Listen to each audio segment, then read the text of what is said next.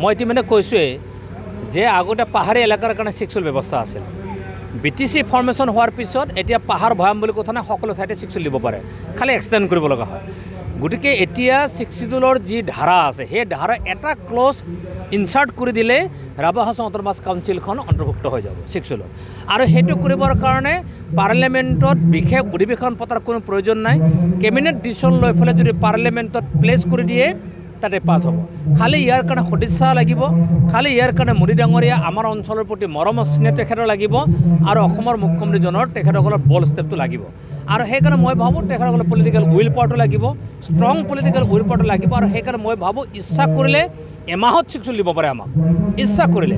তথাপি চৰকাৰখনৰ বিভিন্ন চিন্তা চৰ্চা কাম কাজবিলাক থাকে, সেইকাৰণে 26ৰ আগত ছিক্সুৱেল দিবৰ কাৰণে মই আহ্বানটো জনাইছোঁ। আৰু মই ভাবোঁ আজিৰ এই যি বিগত নিৰ্বাচন হৈ গ'ল গোটেই ভাৰতবৰ্ষত যদি আপোনালোকে চাই আপোনালোকে দেখিবলৈ পাব যে 233টা সমষ্টি আঞ্চলিক দলৰ হাতত, 233টা সমষ্টি আঞ্চলিক দলৰ হাতত।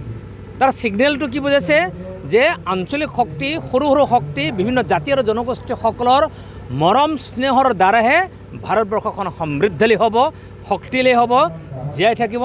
তাৰ এটা অংশ ৰাভা হাছং, তাৰে অংশ এটা ৰাভা, তাৰে অংশ এই 7.5 লাখ জনসাধাৰণ। গতিকে মই ভাবোঁ তেখেতসকলে দিব লাগে।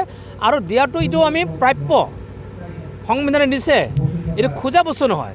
মই ভাবোঁ যিয়ে যে বিচাৰি আছে চব দিব লাগে আৰু অসমখন শক্তিশালী কৰিব লাগে। যে ইচ্ছা কৰিলে ই 1 মাহতে দিব পাৰে।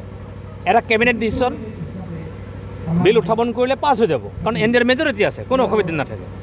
কিন্তু মই সেইকাৰণে কৈছোঁ যে 1 মাহতে পাৰে, তথাপি কৈছোঁ যে 26 চন কথাখিনি কৈছোঁ। গতিকে মোৰ আহ্বান থাকিব যে মোদী ডাঙৰীৰ যদি সদিচ্ছা আছে, হিমন্ত বিশ্ব শৰ্মাৰ যদি ষ্ট্ৰং পলিটিকেল উইল আছে, প্ৰথম কেবিনেটখনে তেখেতসকলে উত্থাপন কৰিব পাৰে।